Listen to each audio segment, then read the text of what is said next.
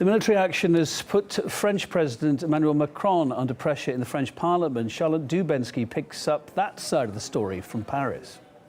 Well, that debate was called in the French National Assembly following that decision by France to stand alongside the USA and the UK and order those strikes in Syria over the weekend. Well, there were many voices heard in that debate, many of them congratulating the military on their operation, but they were fiercely critical that that operation had taken place at all and that Macron had approved it without any parliamentary approval here in France. Now, there were also questions raised about the evidence that was presented by France as to the reasons that they believed that chemical weapons had been used by Assad. People questioning whether it was right to use evidence based on social media. There were also questions raised about the legality of the strikes, with many people saying that without a UN mandate, how could they be legal? Others questioning why the European Union community was not also involved in that decision to take part in those strikes. Let's take a flavour now of some of the other statements made in the National Assembly. France has acted without its partners from the European Union. Thus, allow me to ask you, Prime Minister, did you, yes or no, request our partners from the European Union to take part in the strikes on the chemical weapons facilities in Syria? If the answer is yes, can you confirm that all the countries you contacted refused to take part in the operation carried out by France and its allies? If the answer is no, why did you think that it was better not to involve our European partners? We intervened without any particular goal, and what happened after has demonstrated that. These strikes demonstrate the irresponsible behavior of the three global powers that yet again gave in to the temptation to play the role of world's policeman, which is more than ever obsolete, inefficient, and hazardous. Does France want to ignore international law and blindly follow the United States? Bill Clinton attacked Yugoslavia by blindly violating international law. George Bush did the same in Iraq and Barack Obama in Libya and Syria. It seems the evidence that made France decide to carry out strikes against Syria is partly based on information from social media.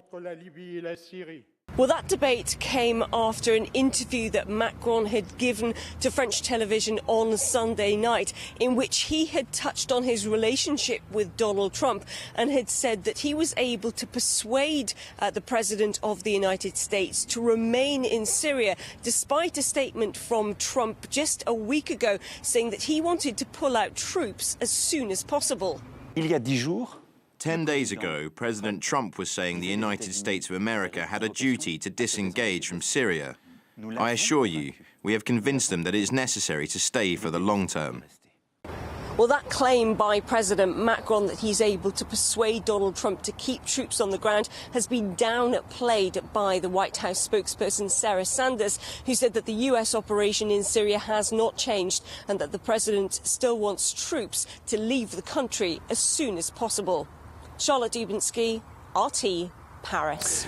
Well, let's get a view on the French motives here, why President Macron did what he did, and maybe why he shouldn't have. Nicola Merkovich is a political analyst. Hey there, thank you for your time.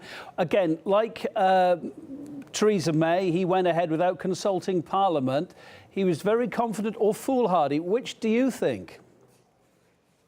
Oh, I think both. I mean, he doesn't have to go. The French Constitution doesn't make it an obligation to go in front of the Parliament, even if, though, I'd say the interpretation of French democratic rules would have wanted him to do so. I think he just wanted to follow Donald Trump. Donald Trump found in Theresa May and especially in Emmanuel Macron a lapdog for this mission, and he went. He was 100% go for it, and didn't even speak with the French Parliament members about this. This just shows that he thinks that he's the boss. And don't forget that in France, his nickname is Jupiter, some sort of god who can do whatever he wants without referring to the French population. We just had Oliver Miles, the former UK ambassador to Libya, on the programme, saying that anyway, whatever, despite what Theresa May and Mr. Trump have done, and the French president, it was illegal anyway, according to the UN Charter. It is definitely illegal. This is, I mean, by this dangerous interpretation of the UN Charter saying that a nation can go and attack a sovereign state just because it thinks that maybe it has not respected international law concerning chemical weapons. How far can we go? This is a pandemonium. The box of Pandora has been opened once again. Once again, the West shows that it is above international law. And as we've said these last days, this is what members of NATO have already done in ex-Yugoslavia, in Kosovo, in Libya, in Afghanistan, and with which results? None of these countries today have, I would say, Western-type democracy. They're all, unfortunately, plagued with radical Islam. All of these countries are plagued with radical Islam, and it just shows that if any country who's got a lot of bombs and a lot of money can wage war, so this means that international laws and international agreements and the UN Charter no longer stands for anything. Yeah, and public opinion doesn't seem to count much either, it seems, for Mr Macron or Theresa May. Yeah, neither had to take it to Parliament. They still went ahead with it. But it seems certainly in Britain, at least according to the polls out, the majority of the public were not for going in, as she did at the weekend. I think it's pretty similar in France as well. Don't these people want to listen to their electorate anymore, do you think? Well, it's quite scary because it seems they don't want to. Macron is heading towards some very difficult times now in France. There's a major train worker strike going on. Tomorrow, Air France is going on strike. Universities are closed, actually, many universities, because of student strikes. And this is something which is very unpopular. Don't forget that France traditionally, at least until Nicolas Sarkozy on the left and the right, did not like too much NATO, did not want to be the lapdog of NATO or Washington. And all of a sudden, seeing Emmanuel Macron rush into this war behind Donald Trump is extremely unpopular and is coming at very bad timing for him. So either he does not realize how much he is away from the preoccupations of the French today, or it just shows that he thinks that he truly is Jupiter, that he is some sort of god, and he can do whatever he wants, and he's going to get away with it. Well, he's the one. I think that we should take close. He's the one that said he had categoric proof of what's alleged to have happened in Syria, and his approval ratings, indeed, as you're saying, have fallen. They're below 50% at the moment. That's low for him. Maybe he's showing he is the tough, hard man to do this, and was hoping to maybe boost public opinion, do you think? Well, he's trying to boost public opinion, but it's backfiring. I mean, and I invite anybody, all the people watching the program now, to look at the proof Emmanuel Macron is talking about. It's a joke.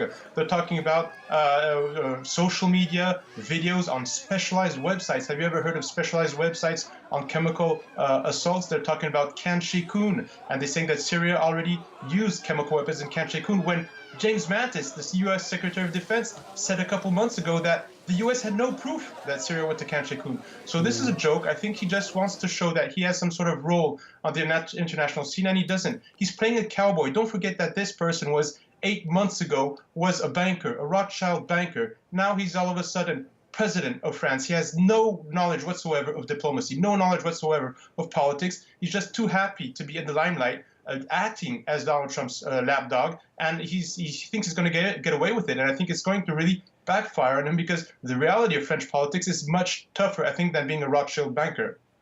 All right, well, with that thought, we'll leave it now from Lyon, France. Nicolas Mercovitch, political analyst, thank you very much for your thoughts tonight.